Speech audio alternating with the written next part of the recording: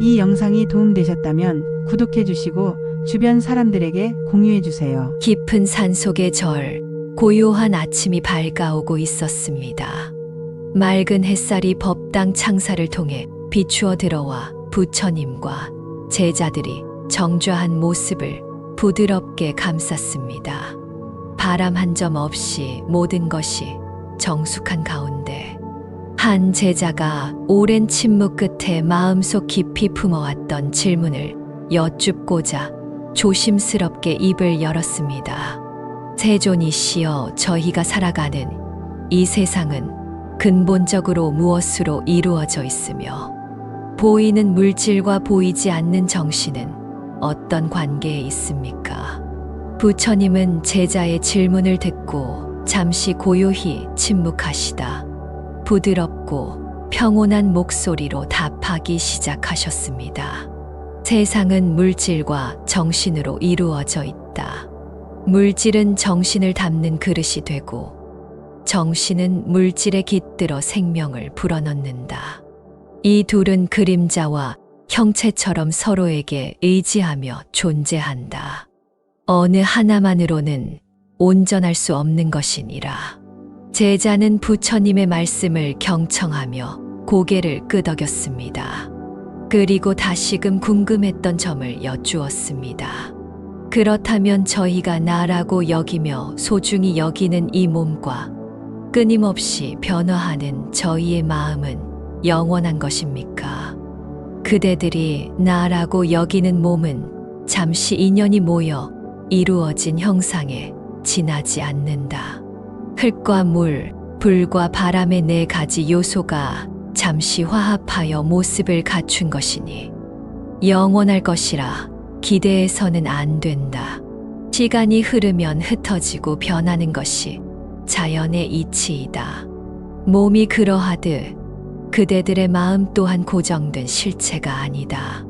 생각과 감정은 강물처럼 끊임없이 흘러가며 한순간도 같은 상태에 머무르지 않는다. 기쁨이 왔다가 슬픔이 밀려오고 평온함 속에 분노가 싹트기도 한다. 제자는 부처님의 말씀 속에서 인간 존재의 더섭음을 느끼며 잠시 상념에 잠겼다가 괴로움의 근원에 대해 물었습니다. 어찌하여 저희는 이토록 변하기 쉬운 몸과 마음에 집착하며 살아가고 그로 인해 괴로움을 겪게 되는 것입니까? 사람들은 본능적으로 즐거운 느낌은 가까이 두고 싶어 하고 괴로운 느낌은 멀리 밀어내려고 한다. 좋아하는 사람이나 사물에 애착하고 싫어하는 것을 피하려 애쓴다. 그러나 세상의 모든 것은 변하기 마련이다. 사랑하는 사람도 언젠가는 떠나가고 아끼던 물건도 세월 속에 빛이 바랜다. 싫어하는 대상 또한 언제까지나 그 자리에 머물러 있지는 않는다. 이처럼 늘 변화하는 것을 나라고 착각하고 붙잡으려 하니 괴로움이 시작되는 것이다. 이처럼 변하는 것들에 대한 갈망과 회피가 마음의 동요를 일으키고 이것이 바로 고통의 근원이 되느니라.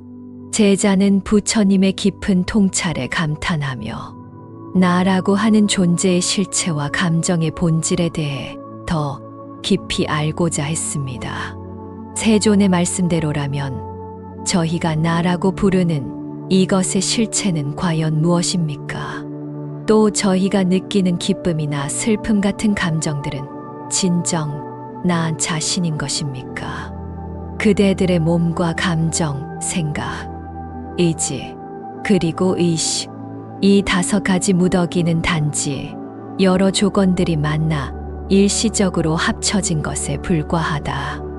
여기에는 나라고 부를 만한 영원하고 독립적인 실체가 없다. 그러므로 그대들이 느끼는 강렬한 감정, 예를 들어 슬픔이나 분노, 기쁨과 같은 것들을 자기 자신과 동일시하지 마라. 감정은 그저 마음에서 일어났다 사라지는 하나의 현상일 뿐 그대들 자체는 아니다.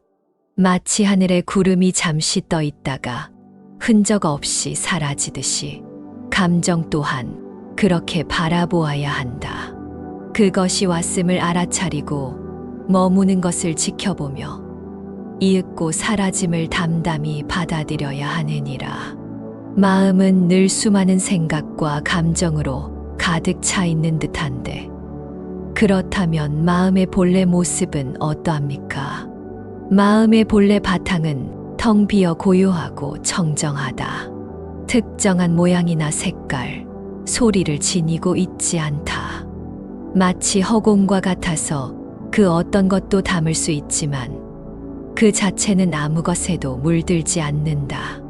바람이 보이지 않지만 나뭇가지를 흔들고 지나가듯 마음 또한 그 자체는 형상이 없으나 온갖 생각과 감정을 일으키는 바탕이 된다. 이 텅 빈 본성을 깨달을 때 그대들은 감정과 생각의 노예에서 벗어나 마음의 주인이 될 수 있다. 제자는 자신의 과거 행동을 떠올리며 걱정스러운 표정으로 물었습니다.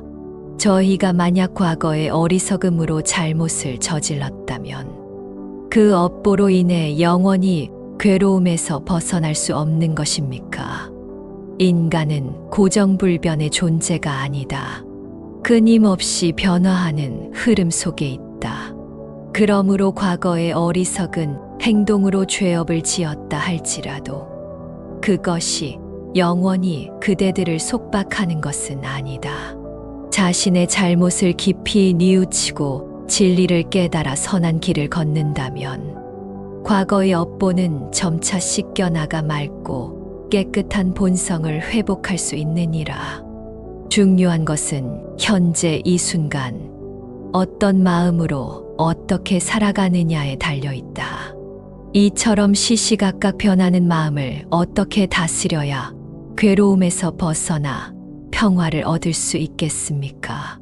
항상 자신의 마음을 주의 깊게 관찰하는 습관을 들여라. 마음 속에서 미움이 고개를 들 때, 혹은 기쁨이 샘솟을 때, 그저 알아차리고 지켜보라. 그 감정이 어디서 왔는지, 어떤 성질을 가졌는지, 그리고 어떻게 변화해 가는지 조용히 살펴보아야 한다. 마치 거울이 앞에 놓인 사물을 비추되 그 형상에 집착하거나 머물지 않는 것처럼 그대들의 마음 또한 어떤 감정이나 생각에도 달라붙거나 머물지 않도록 해야 한다. 감정의 파도가 밀려올 때 휩쓸리지 않고 그저 파도가 일어났다 사라지는 바다처럼 고요히 바라볼 수 있어야 한다. 그렇다면 저희가 겪는 모든 괴로움의 가장 근본적인 원인은 무엇이며 그것을 어떻게 해결해야 합니까? 부처님은 제자의 간절한 물음에 다시 한번 고요히 답하셨습니다. 모든 괴로움은 근본적으로 집착에서 비롯된다. 그렇다면 집착은 어디에서 오는가? 바로 무지, 즉 세상의 참모습과 자기 자신에 대해 올바로 알지 못하는 어리석음에서 시작된다. 사람들은 본래 영원하지 않고 끊임없이 변하며 독립적인 실체가 없는 존재와 현상들을 마치 영원하고 고정된 실체가 있는 것처럼 착각한다. 나라는 생각, 내 것이라는 소유욕, 변하지 않기를 바라는 기대가 바로 이러한 착각에서 비롯된다. 이 착각이 강한 집착을 낳고 그 집착이 충족되지 않을 때 괴로움이 발생하는 것이니라. 그러므로 괴로움에서 벗어나고자 한다면 먼저 자신의 마음속 깊이 자리한 탐욕과 성냄, 그리고 어리석음이라는 세 가지 독을 꿰뚫어 보아야 한다. 이 세 가지 독이 바로 모든 번뇌와 고통의 뿌리이다. 이 뿌리를 알아차리고 그것을 점차 소멸시켜 나가야 한다. 집착과 가래를 일으키는 마음의 에너지를 점차 빛바랜 상태로 만들어 더 이상 힘을 발휘하지 못하게 해야만 해탈에 이를 수 있다. 세존이시여, 세상의 모든 존재와 현상이 서로 의지하여 생겨나고 사라진다고 하셨는데 그 연기의 법칙에 대해 더 자세히 설명해 주십시오.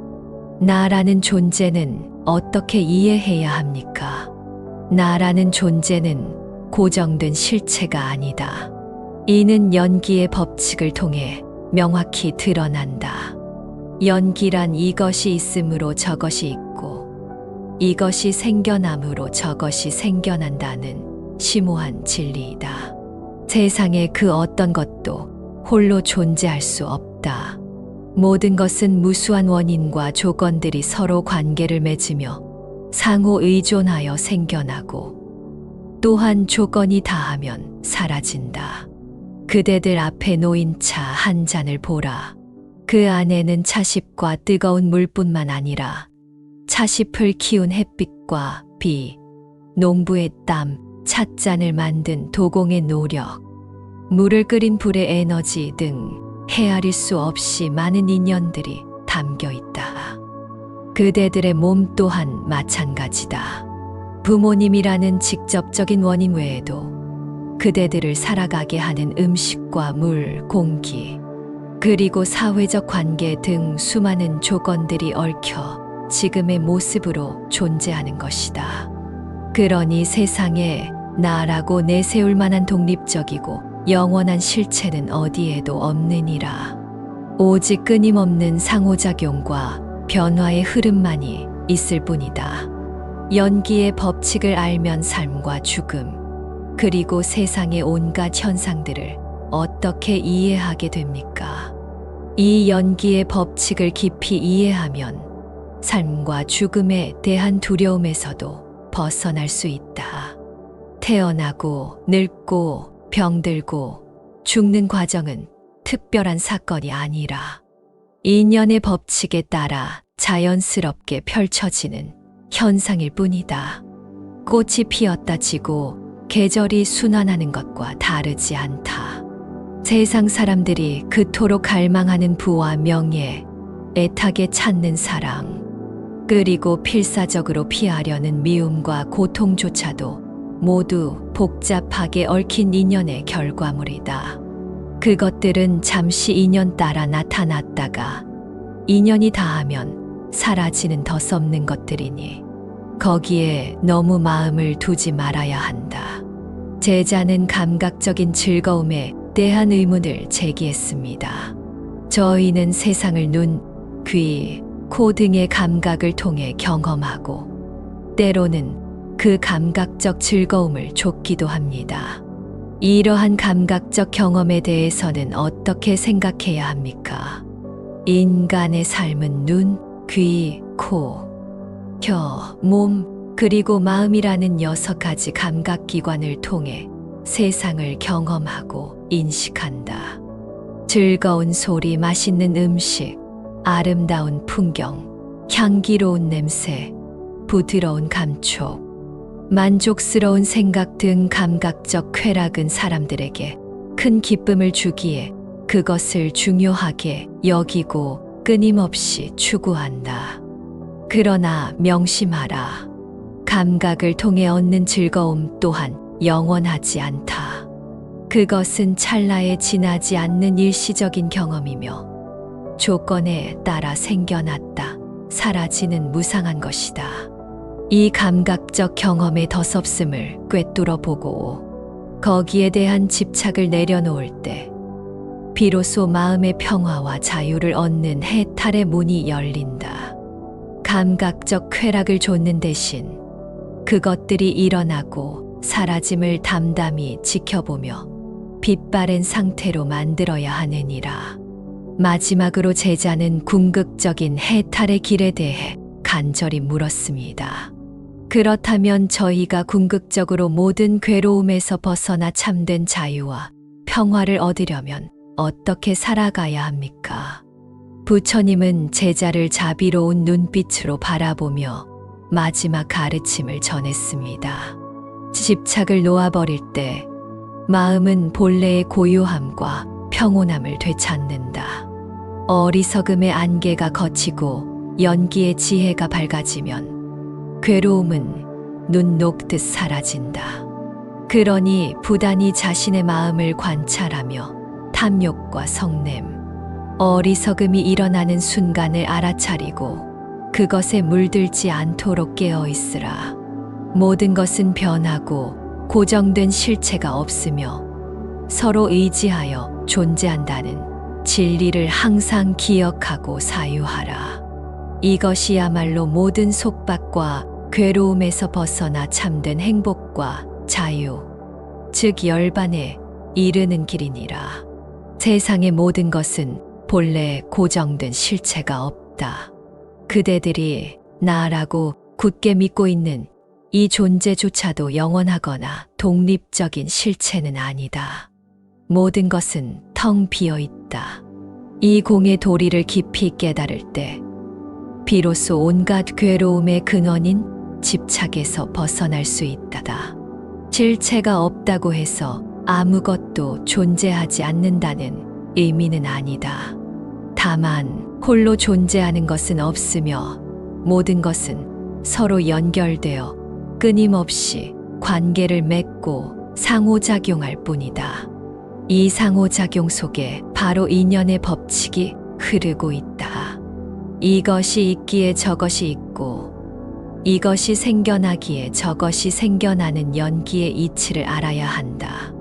모든 존재와 현상은 특정한 원인과 조건이 만났을 때 잠시 생겨났다가 그 조건들이 닿으면 흩어져 소멸한다. 마치 구름이 모였다 흩어지듯 강물이 흘러가듯 그 어떤 것도 영원히 머무르지 않는다. 그러므로 나 또는 내 것이라는 생각에 대한 강한 집착을 내려놓아야 한다. 그대들의 몸과 시시각각 변하는 감정, 그리고 끊임없이 떠오르는 생각들을 보라. 이 모든 것은 순간순간 생겨나고 사라지는 흐름일 뿐이다. 이처럼 끊임없이 변하는 것들에 의지하려 하고 그것들을 영원한 무엇으로 착각하기에 괴로움이 따르는 것이다. 변하는 것을 붙잡으려 하는 헛된 노력에서 고통이 싹튼다. 마음 속에서 일어나는 감정들을 자기 자신과 동일시하지 마라. 분노가 일어날 때 내가 화가 났다고 생각하지만 그 분노는 나 자체가 아니다. 그것은 단지 마음이라는 공간에 잠시 나타났다가 사라지는 현상일 뿐이니라. 기쁨도 슬픔도 두려움도 마찬가지다. 감정은 지나가는 나그네와 같이 여기고 그저 그것이 왔음을 알아차리고 머무는 것을 지켜보며 떠나가는 것을 담담히 바라보아야 한다. 감정의 노예가 되지 않고 그것을 객관적으로 관찰할 수 있을 때 마음의 평화를 얻을 수 있다. 괴로움에서 벗어나기 위한 길은 극단적인 쾌락이나 고행에 있지 않다. 감각적인 욕망에 탐닉하는 것은 불을 향해 달려드는 나방과 같고 몸을 학대하는 고행은 활시위를 너무 세게 당겨 끊어지게 하는 것과 같다. 어느 쪽도 궁극적인 평화에 이르지 못한다. 중도의 길을 걸어야 한다. 고통과 즐거움은 본래 분리된 실체가 있는 것이 아니라 마음이 어떻게 받아들이고 인식하느냐에 따라 다르게 경험되는 현상이다. 지혜와 자비로서 고통스러운 상황 속에서도 마음의 평정을 잃지 않고 오히려 그것을 성장의 밑거름으로 삼아 더 깊은 이해와 연민으로 승화시키는 것이 중요하다. 마음을 어지럽히고 괴로움을 일으키는 근본적인 원인은 무엇인가? 그것은 바로 탐욕과 분노, 그리고 어리석음이라는 세 가지 독이다. 끝없는 갈망과 소유욕인 탐욕, 미움과 적개심인 분노, 그리고 세상과 자신에 대한 올바른 이해가 없는 어리석음. 이것들이 바로 모든 악업의 뿌리이며 윤회의 굴레에서 벗어나지 못하게 하는 족쇄이다. 자신의 마음을 깊이 들여다보아 이 세 가지 독이 어떻게 작용하는지 알아차리고 그것들을 점차 소멸시켜 나가야 하느니라.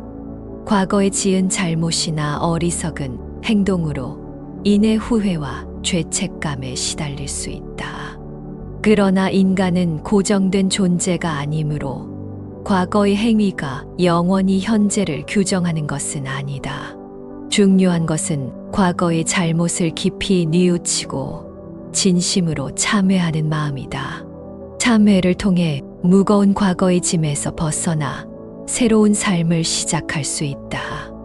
깨달음을 얻고 꾸준히 선한 행위와 공덕을 쌓으며 바른 견해를 확립한다면 비록 이 한 생이라 할지라도 업장의 속박에서 벗어나 해탈에 이를 수 있는 가능성은 누구에게나 열려 있다. 잊지 말아야 한다. 인간은 변화할 수 있는 존재이며 자신의 의지와 노력으로 운명을 개척해 나갈 수 있다. 참회에는 두 가지 측면이 있다. 하나는 이참이요, 다른 하나는 사참이다.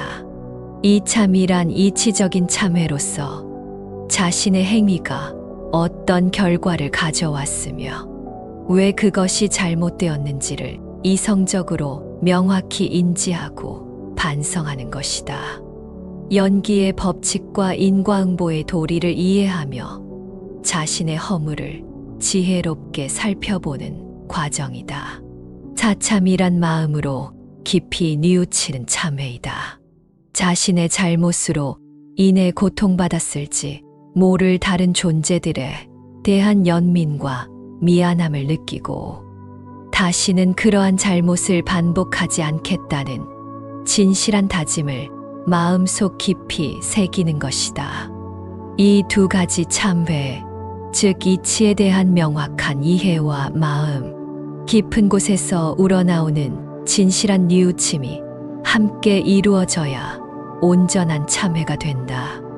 이참과 사참을 통해 과거의 잘못된 업을 청정하게 씻어내고 꾸준히 수행과 정진에 힘써야 비로소 진정한 마음의 평화와 자유를 얻게 될 것이니라. 세존이시여, 저희가 이 고통스러운 삶과 죽음의 순환, 즉 윤회를 반복하는 근본적인 이유는 무엇입니까? 무엇이 저희를 쳇바퀴 돌듯 다음 생으로 계속 이끄는 것입니까? 부처님은 제자의 질문을 듣고 잠시 눈을 감으셨다가 깊고 잔잔한 호수와 같은 목소리로 말씀하셨습니다. 세상의 참된 모습을 바로 보지 못하는 것, 즉 깨닫지 못하는 것에서 윤회의 바퀴는 구르기 시작한다. 진리를 보지 못하는 무명의 어둠 속에서 본래 실체 없는 나를 있다고 착각하고 영원하지 않은 것을 영원하다고 믿으며 헛된 것들에 대한 집착과 가래를 일으킨다. 바로 이 마음속 깊은 집착과 끊임없는 가래가 새로운 업보를 만들고 그 업의 힘에 이끌려 다음 생으로 나아가며 괴로움의 순환을 반복하게 만드는 근본 원인이니라. 제자는 부처님의 말씀을 경청하며 깊이 사유했습니다.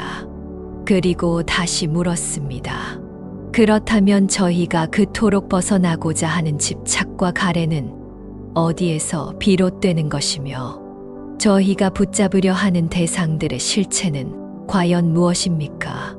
집착과 가래는 모든 존재와 현상의 참모습, 즉 끊임없이 변하고 실체가 없다는 사실을 보지 못하는 데서 비롯된다.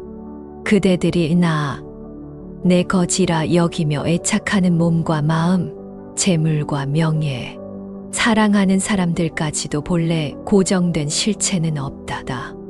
모든 것은 무수한 원인과 조건들이 잠시 모여 이루어진 현상일 뿐이니라.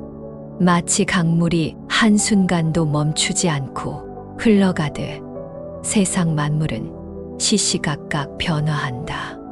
이 명백한 진리를 보지 못하고 변하는 것들을 영원한 무엇으로 착각하여 붙잡으려 하기에 집착이 생겨난다. 생로병사의 과정 또한 어떤 불변하는 실체가 있어서 겪는 것이 아니라 단지 조건에 따라 생겨나고 조건에 따라 사라지는 자연스러운 흐름일 뿐이다. 제자는 고개를 끄덕이며 자신들이 세상을 바라보는 방식에 대해 질문했습니다.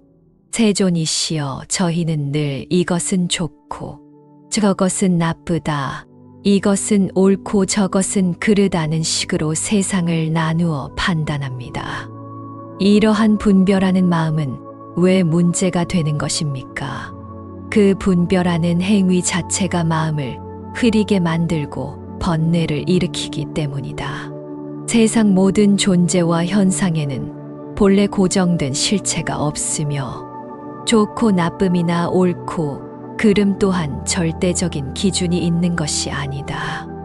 사람들은 사물과 자기 자신을 마치 영원히 변치 않는 고정된 실체가 있는 것처럼 착각하기에 자신의 주관적인 기준에 따라 끊임없이 대상을 나누고 판단하는 분별심을 일으킨다. 분별이란 자신의 경험과 가치관에 따라 세상에 꼬리표를 붙이는 행위이며 이는 필연적으로 좋아하는 것에 대한 애착과 싫어하는 것에 대한 혐오를 낳는다. 그리고 이 애착과 혐오가 바로 괴로움의 씨앗이 된다. 존재는 본래 실체가 없음을 깊이 깨달아야 이 분별하는 마음에서 벗어날 수 있다. 제자는 분별심에서 벗어나는 길을 물었습니다. 그렇다면 이 분별심에서 벗어나 세상을 있는 그대로 보는 지혜를 얻으려면 저희는 어떻게 수행해야 합니까?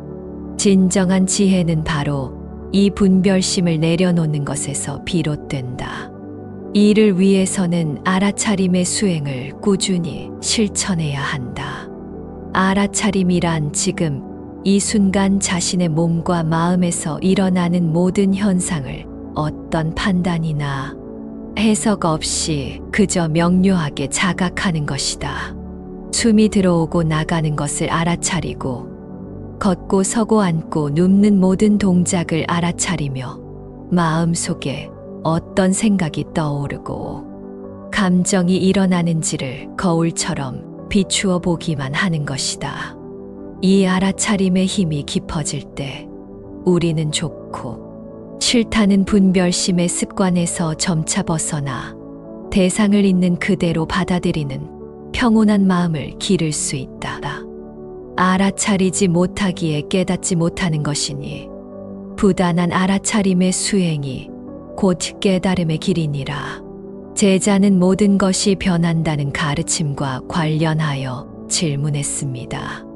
모든 것이 변한다는 무상의 진리를 받아들이는 것이 허무함과는 어떻게 다르며 저희는 이 변화무쌍한 세상 속에서 어떻게 살아가야 합니까? 모든 것이 변한다는 무상의 진리를 깨닫는 것은 결코 허무주의에 빠지는 것이 아니다.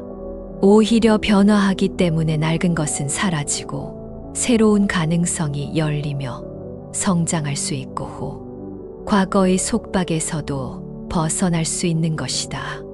무상함을 아는 것은 삶을 포기하거나 방관하는 것이 아니라 오히려 지금 여기 이 순간에 온전히 깨어 있는 것의 중요성을 일깨워준다. 과거는 이미 지나갔고 미래는 아직 오지 않았다. 우리가 진정으로 살아 숨 쉬는 시간은 오직 현재뿐이다.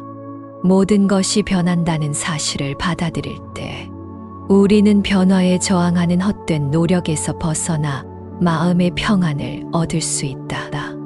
현재 이 순간에 깨어 자신의 몸과 마음을 알아차리고 매 순간을 소중히 여기며 최선을 다해 살아가는 것이 중요하다. 제자는 마음의 본래 모습에 대해 여쭈었습니다. 저희 마음의 가장 깊은 본래 모습은 어떠하며 번뇌로 가득 찬 이 마음에서 어떻게 그 청정한 본성을 깨달을 수 있습니까? 그대들 마음의 가장 깊은 본성은 본래 맑고 깨끗하며 고요하다는 사실을 깨달아야 한다. 마치 구름이 걷히면 본래 푸른 하늘이 드러나듯 탐욕과 성냄과 어리석음이라는 마음의 구름과 안개를 걷어내면 본래 청정한 마음의 본성이 저절로 빛을 발한다. 마음을 비운다는 것은 생각을 억지로 멈추는 것이 아니라 온갖 분별과 집착, 선입견에서 벗어나 마음이 본래 지닌 밝고 고요한 상태로 돌아가는 것을 의미한다. 많은 사람들이 이 본래의 맑은 본성을 깨닫지 못하는 이유는 끊임없이 일어나는 생각과 감정에 휩쓸려 자신을 알아차리지 못하기 때문이다. 제자는 마지막으로 마음을 관찰하는 구체적인 수행 방법에 대해 물었습니다. 저희의 마음을 고요히 바라보고 그 본성을 깨닫기 위한 수행은 구체적으로 어떻게 해야 합니까? 부처님은 자비로운 미소와 함께 답하셨습니다. 꾸준한 수행을 통해 마음을 고요히 바라보는 연습을 해야 한다. 마치 잔잔한 호수가 주변 풍경을 왜곡 없이 비추듯 고요해진 마음은 실상을 있는 그대로 비춘다. 그대들의 마음을 쉬지 않고 관찰하라. 마음 속에서 미움이라는 감정이 구름처럼 피어오를 때 그것을 알아차리고 지켜보라. 기쁨이라는 감정이 샘물처럼 솟아오를 때 역시 그것을 알아차리고 지켜보라.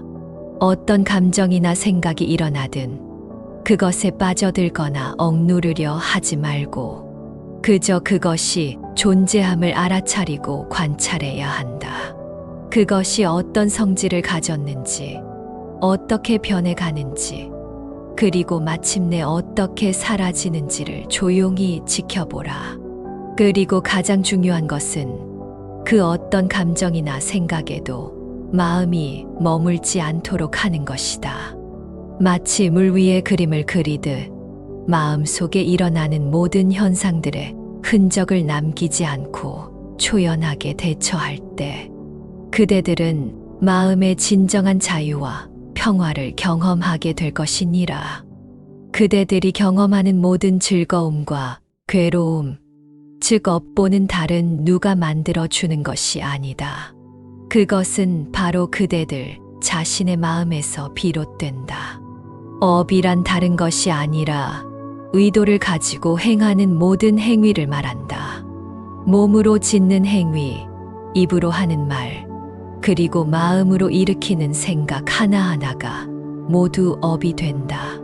이 의도적인 행위가 씨앗이 되어 미래에 그 결과를 맺는 것이니라. 특히 탐욕과 성냄, 그리고 어리석음이라는 세 가지 독에 물든 마음으로 행하는 모든 행위는 괴로움을 가져오는 악한 업을 쌓는다. 탐욕에 눈이 멀어 남의 것을 탐내고 성냄에 사로잡혀 남에게 해를 끼치며 어리석음으로 인의 진리를 외면하고 그릇된 길을 가는 것. 이러한 행위들은 반드시 미래의 고통스러운 과보를 가져온다. 반대로 자비심과 연민, 지혜로운 마음으로 행하는 선한 행위는 즐거움과 안락이라는 선한 과보를 가져온다. 선한 마음에는 선한 결과가 따르고 악한 마음에는 악한 결과가 따르는 것은 마치 그림자가 형체를 따르듯 분명한 이치이다. 씨앗을 뿌리면 언젠가 반드시 싹이 트고 열매를 맺듯이 한 번 지은 업의 결과는 결코 사라지지 않고 언젠가는 반드시 나타난다. 그 결과는 현생에 나타나기도 하고 혹은 다음 생 또는 그 이후의 생에 나타나기도 하며 그대들의 미래를 결정짓는 중요한 요인이 된다. 이 업의 힘이 바로 존재를 다음 생으로 이끌며 윤회의 수레바퀴를 굴리는 동력이다. 그러므로 진정으로 모든 괴로움에서 벗어나 영원한 평화, 즉 해탈에 이르기를 원한다면 반드시 괴로움의 근본 원인인 탐욕과 성냄, 어리석음을 뿌리 뽑아야 한다. 이 세 가지 독을 버리는 것이야말로 해탈에 이르는 유일한 길이다. 과거에 어떤 업을 지었든 그것에 얽매여 좌절할 필요는 없다. 중요한 것은 바로 지금 이 순간이다.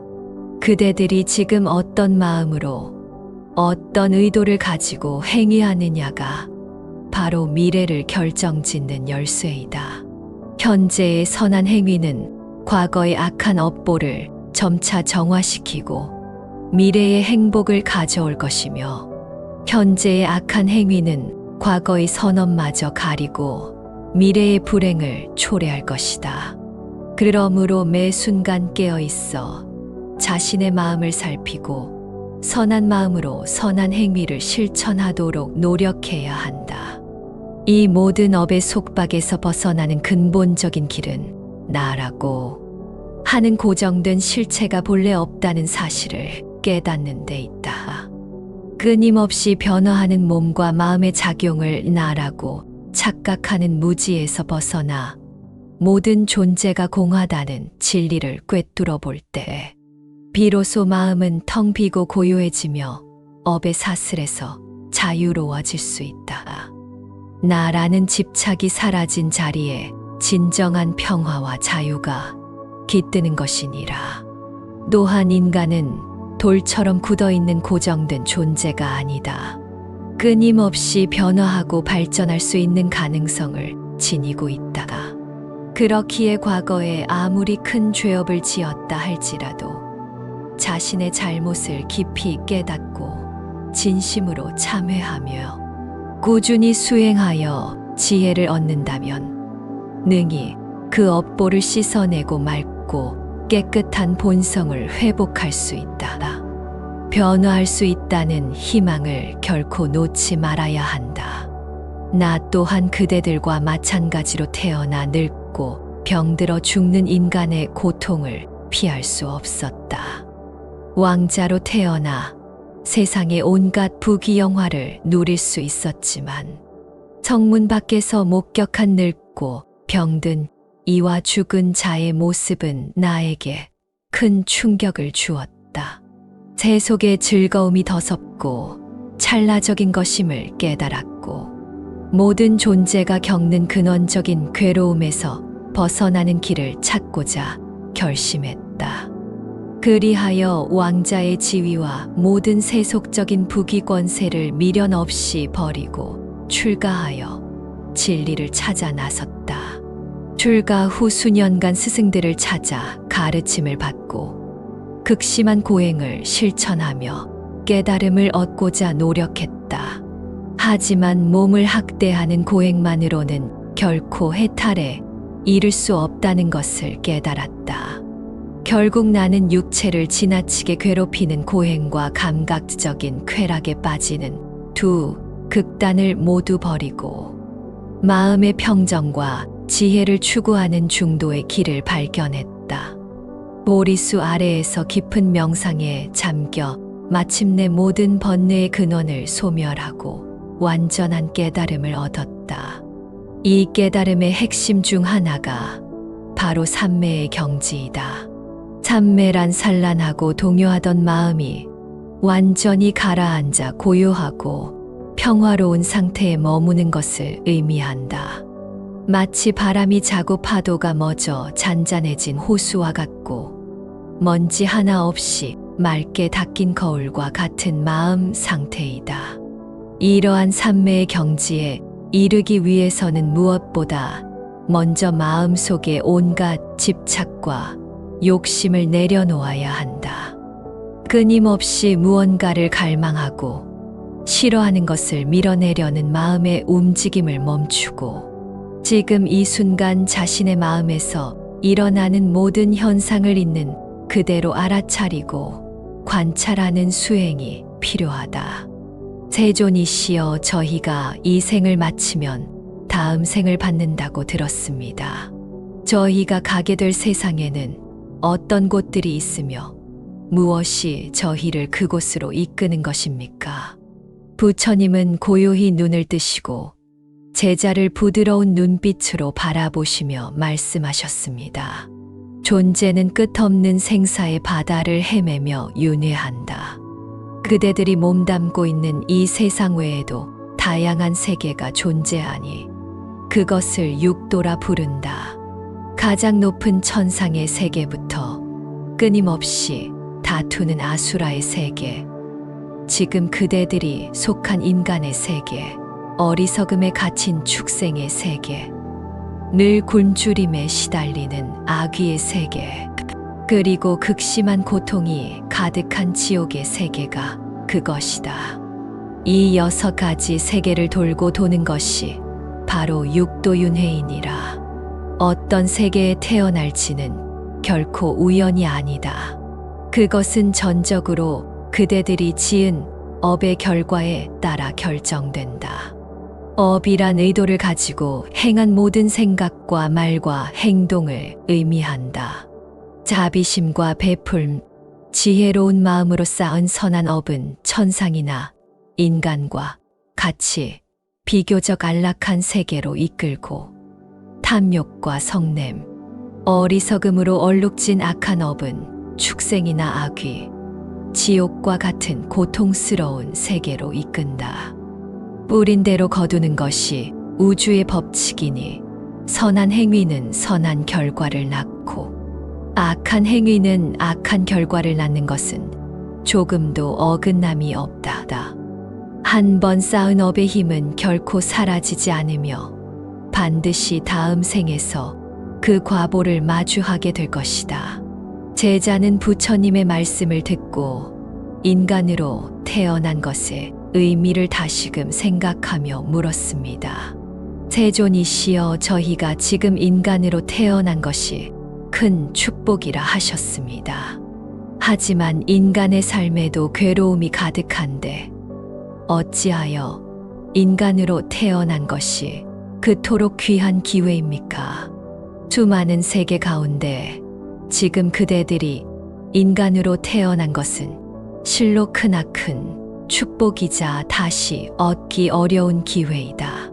눈먼 거북이가 망망대해에서 100년에 한 번 떠오르는 나무 판자의 구멍에 머리를 넣기보다 더 어려운 확률로 얻은 것이 바로 이 인간의 몸이니라. 다른 세계의 존재들은 너무 큰 쾌락에 빠져 현실에 안주하거나 너무 큰 고통에 시달려 수행할 여력이 없거나 혹은 어리석음이 너무 깊어 진리를 이해하기 어렵다. 하지만 인간은 고통과 즐거움을 함께 경험하며 삶의 덧없음을 깨닫고 진리를 사유할 수 있으며 나아가 수행을 통해 윤회의 사슬을 끊을 수 있는 특별한 가능성을 지니고 있다. 그러므로 이 귀한 기회를 헛되이 보내지 말고 덧없는 것들에 대한 집착을 내려놓고 윤회의 고통에서 영원히 벗어나는 길을 찾아 부지런히 정진해야 한다. 제자는 인간의 삶에 가득한 괴로움의 본질에 대해 더 깊이 알고자 했습니다. 그렇다면 저희가 겪는 괴로움의 근본적인 모습은 무엇입니까? 저희는 왜 이토록 다양한 고통 속에서 살아가야 하는 것입니까? 삶이 왜 이토록 고통스러운가? 사람들은 본능적으로 좋아하는 것은 영원히 곁에 두려하고 싫어하는 것은 어떻게든 멀리하려 애쓴다. 그러나 세상 모든 것은 변하기 마련이므로 이룰 수 없는 갈망과 부질없는 회피 속에서 마음은 늘 불안하고 고통스럽다. 몸이 병들고 늙어가는 것, 배고픔과 목마름 또한 명백한 고통이다. 마음 속에서 시시때때로 일어나는 불안과 두려움, 채워지지 않는 욕망과 떨쳐버릴 수 없는 집착 또한 우리를 끊임없이 괴롭힌다. 더욱 근본적인 고통은 세상의 참모습을 제대로 보지 못하는 데서 온다. 본래 영원하지 않은 것을 마치 영원할 것처럼 여기고 거기에 매달리니 그것이 변하거나 사라질 때 고통이 따른다. 본래 독립적인 실체가 없는 것을 마치 실체가 있는 것처럼 여기고 나 또는 내 거지라 집착하니 그 허망함에서 괴로움이 생겨나는 것이다. 젊음도 건강도 재물도 명예도 사랑하는 사람과의 관계조차도 영원할 수 없으며 고정된 실체가 없다. 이것이 바로 괴로움의 본질이니라. 제자는 괴로움을 일으키는 근본적인 착각에서 벗어나는 길을 물었습니다. 세상을 잘못 보는 착각에서 벗어나려면 어떻게 해야 합니까? 괴로움의 뿌리가 되는 그릇된 견해를 바로잡는 길은 무엇입니까? 그릇된 견해에서 벗어나기 위해서는 바른 견해를 확립해야 한다. 바른 견해란 세상의 참모습, 즉 모든 것은 끊임없이 변하며 독립적인 실체가 없고 그렇기에 본질적으로 만족스럽지 못하다는 진리를 있는 그대로 꿰뚫어 보는 지혜를 의미한다. 영원하지 않고 실체 없는 것들에 집착하지 않고 세상의 본질을 있는 그대로 받아들일 때 비로소 우리는 헛된 기대와 집착에서 벗어나 마음의 평화를 얻을 수 있다. 제자는 마음 속에서 일어나는 번뇌의 근원에 대해 질문했습니다.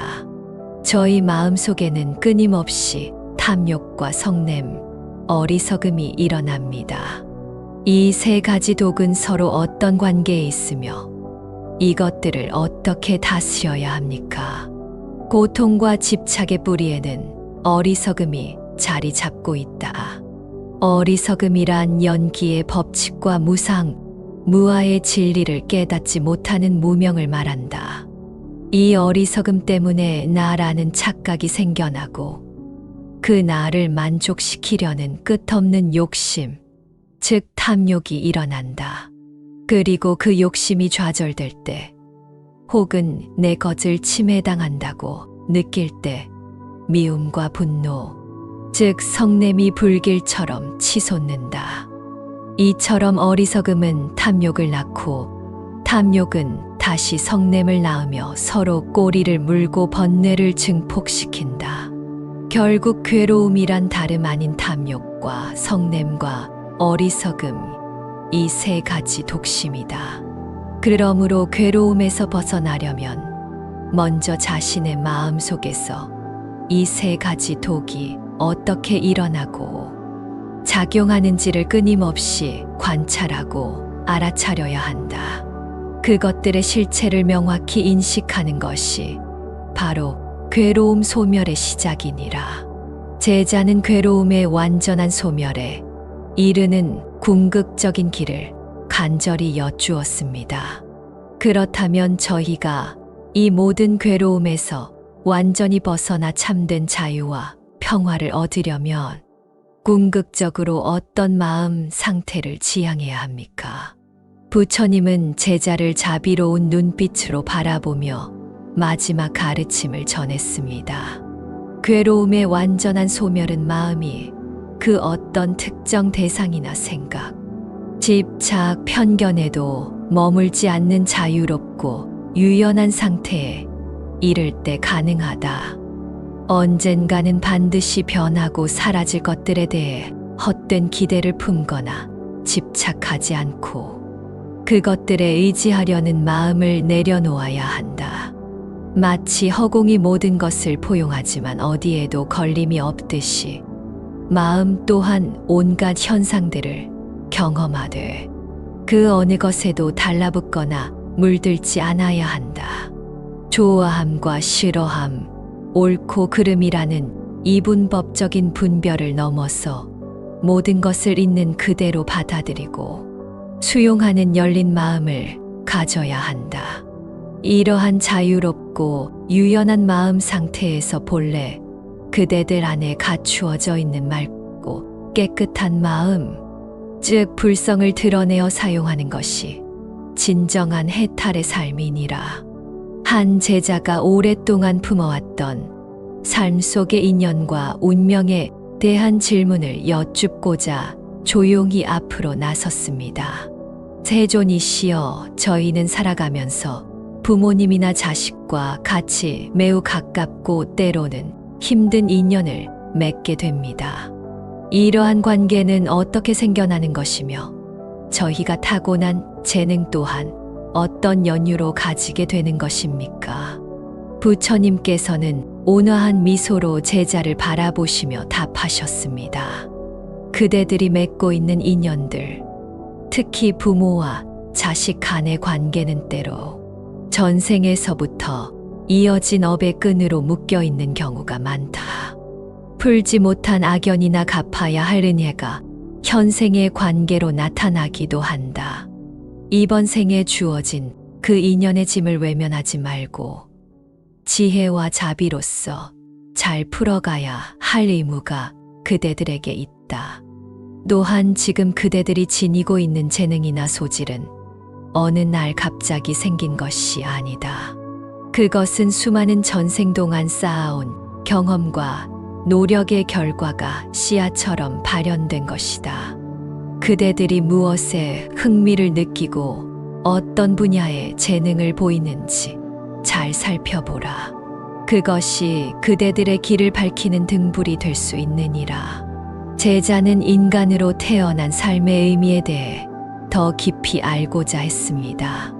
그렇다면 저희가 인간으로 태어난 이 삶은 어떤 의미를 지닙니까? 윤회를 거듭하는 과정에서 인간의 삶이 특별히 중요한 이유는 무엇입니까? 인간으로 태어난 이 삶은 영적인 성장을 위한 가장 좋은 학습의 장이다.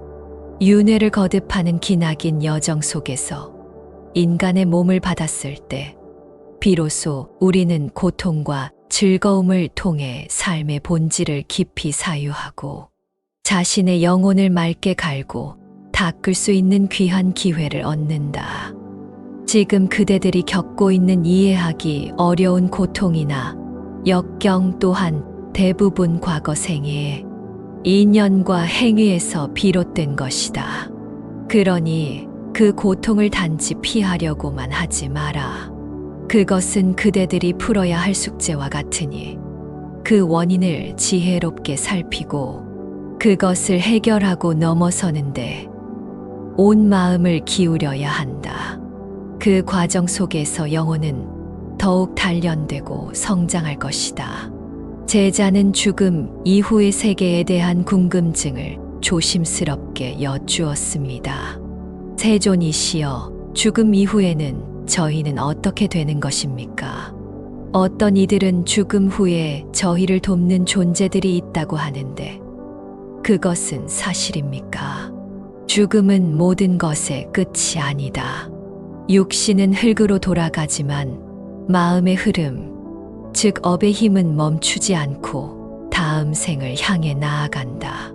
죽음은 단지 낡은 옷을 벗고 새로운 옷을 갈아입는 과정과 같으며 새로운 생을 준비하는 전환점이다. 다음 생의 모습은 궁극적으로 그대들 자신이 지은 업에 따라 결정된다.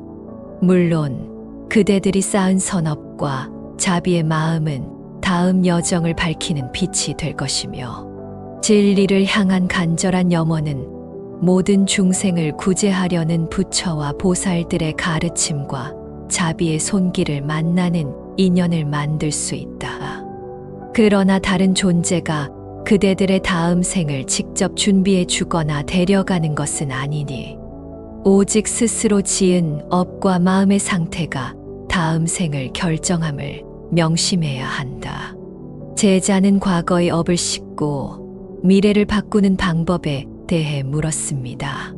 저희가 지금 겪는 어려움이 과거의 업보라면 저희는 어떻게 과거의 잘못을 씻고 더 나은 미래를 만들 수 있습니까?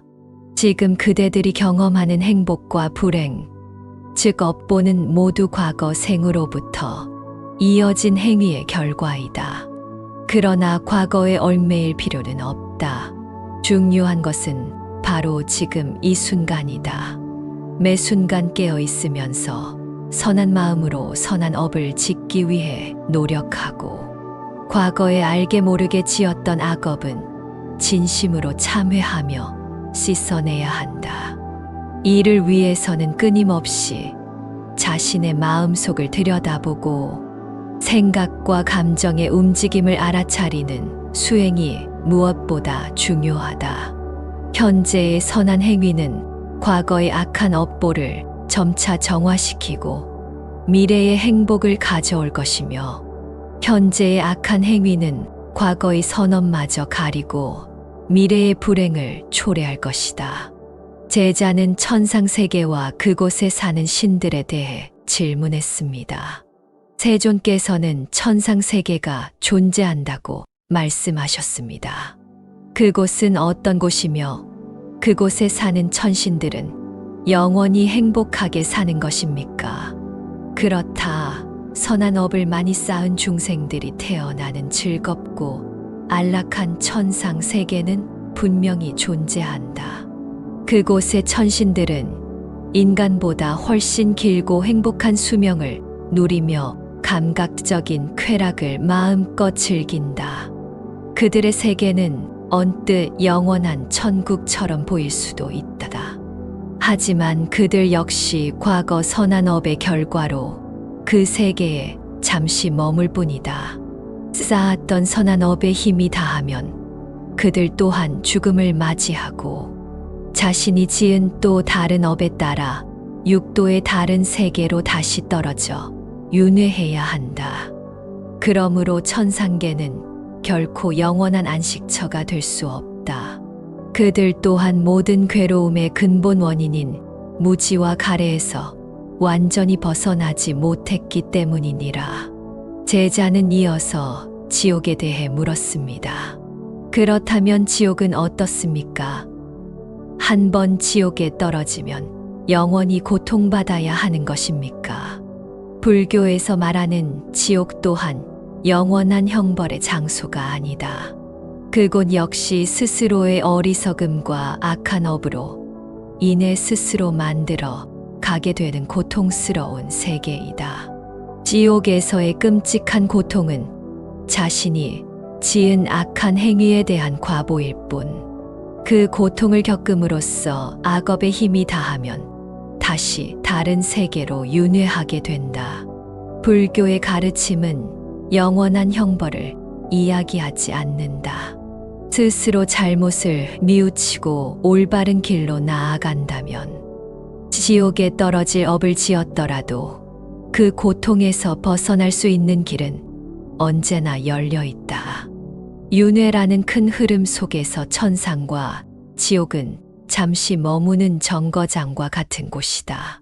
제자는 진정한 해탈과 외부 존재에 대한 의존에 대해 질문했습니다. 천상도 영원한 안식처가 아니라면 저희가 추구해야 할 진정한 목표는 무엇입니까? 저희는 신이나 다른 절대적인 존재에게 의지하여 구원을 얻을 수는 없습니까? 진정한 자유와 영원한 기쁨은 천상의 즐거움이나 지옥의 고통을 벗어나는 것을 넘어 이 끝없는 생사의 윤회라는 감옥 자체를 완전히 벗어나는 데 있다. 우리가 겪는 모든 괴로움은 창조주나 외부의 어떤 힘 때문이 아니라 바로 자기 자신의 마음 속에 있는 무명과 가래 때문에 생겨난다. 세상은 어떤 절대적인 존재의 의지에 따라 창조되고 운행되는 것이 아니라 모든 것이 원인과 결과로 서로 연결되어 끊임없이 변화하는 연기의 법칙에 따라 흘러간다. 그러므로 세상의 시작이나 창조주의 존재 유무를 따지는 형이상학적인 논쟁에 시간을 허비하기보다 지금 당장 자신의 마음 속에서 괴로움이 어떻게 생겨나는지를 직시하고 그 원인을 찾아 해결하는 것이 훨씬 중요하고 시급한 문제이다. 다른 외부의 존재, 그것이 천상의 신이든 어떤 절대적인 존재이든 그들에게 의지하여 궁극적인 구원을 바라는 것은 헛된 기대이다. 왜냐하면 그들조차도 윤회의 법칙에서 완전히 자유롭지 못하며 우리에게 궁극적인 해탈을 가져다 줄 수 없기 때문이다. 오직 그대들 자신과 내가 가르친 법을 등불로 삼아 스스로의 힘으로 나아가야 한다. 가만히 듣고 있던 제자는 모든 존재가 해탈할 수 있는지 그 방법에 대해 물었습니다. 세존이시여, 저희 같은 평범한 존재도 과연 모든 괴로움에서 벗어나 완전한 해탈을 이룰 수 있습니까?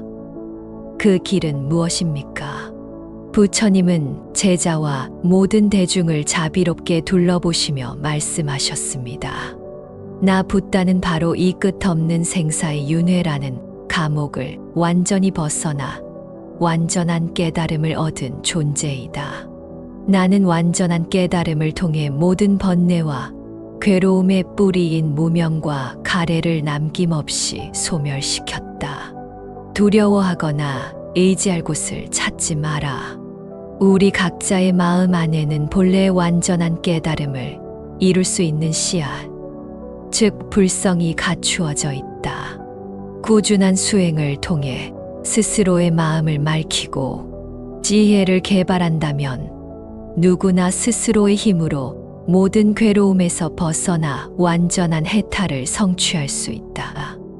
깨달음의 지혜는 천상의 즐거움에도 머무르지 않고 지옥의 고통에도 물들지 않는다.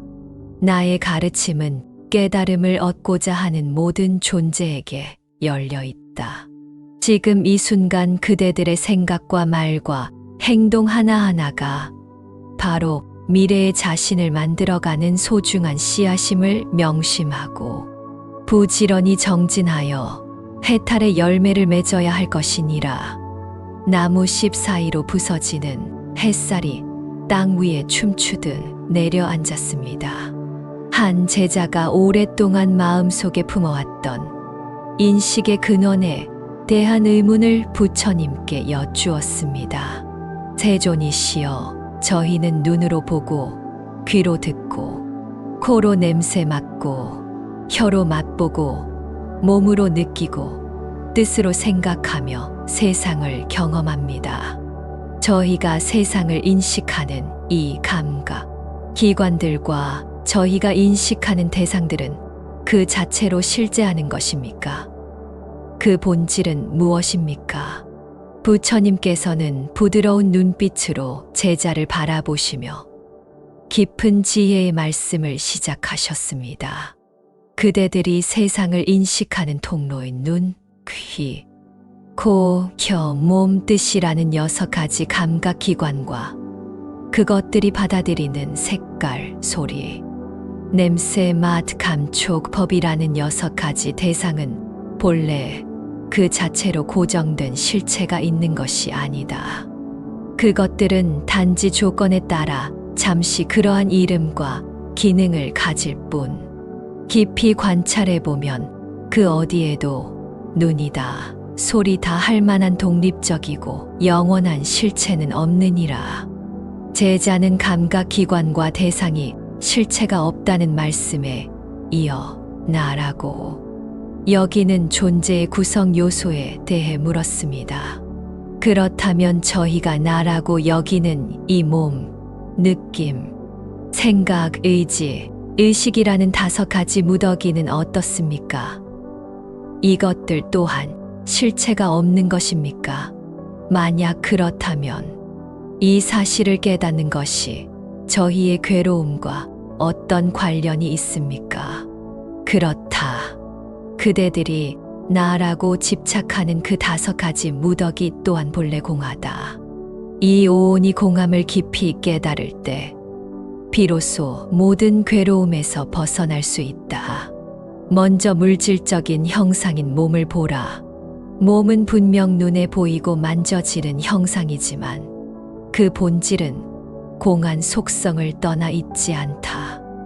또한 텅 빈 공의 속성이 곧 물질적인 형상으로 드러나는 것이니 형상이 곧 공이며 공이 곧 형상이다. 형상과 공은 둘이 아니니라. 공이란 텅 비어 아무것도 없다는 뜻이 아니라 무한한 가능성을 지닌 바탕을 의미하고, 형상이란 그 가능성이 인연을 만나 잠시 모습을 드러낸 것이다. 그러므로 보이는 것과 보이지 않는 바탕은 결국 다르지 않다. 이는 몸뿐만 아니라 느낌, 생각, 의지 작용, 그리고 분별하는 의식 또한 마찬가지다. 이들 모두 조건 따라 잠시 일어났다가 사라지는 현상일 뿐, 그 어디에도 고정된 실체는 찾아볼 수 없다. 오온이 본래 공하다는 진리를 꿰뚫어 볼 때, 나라는 집착에서 벗어나 모든 괴로움이 소멸되는 것이니라. 제자는 모든 것이 공하다면 부처님께서 가르치신 핵심 교리들은 어떻게 이해해야 하는지 질문했습니다. 세존이시여, 만약 오온마저 공하다면 저희가 괴로움에서 벗어나기 위해 배우는 고통의 진리, 고통의 원인에 대한 진리, 고통의 소멸에 대한 진리, 고통, 소멸에 이르는 길에 대한 진리인 사성제와 같은 가르침들은 어떻게 받아들여야 합니까? 이러한 가르침조차 집착해서는 안 되는 것입니까? 사성제의 가르침은 괴로움의 바다를 건너 열반의 언덕으로 인도하는 뗏목과 같다. 그대들은 마땅히 이 가르침을 열심히 공부하고 살펴서 괴로움의 원인을 알고 소멸에 이르는 길을 닦아야 한다. 그러나 명심하라. 뗏목은 강을 건너기 위한 방편일 뿐, 언덕에 도착한 후에는 미련 없이 버려야 하는 것이다. 마찬가지로 사성제를 비롯한 모든 가르침 또한 깨달음을 얻기 위한 방편일 뿐, 그 가르침 자체에 집착해서는 안 된다.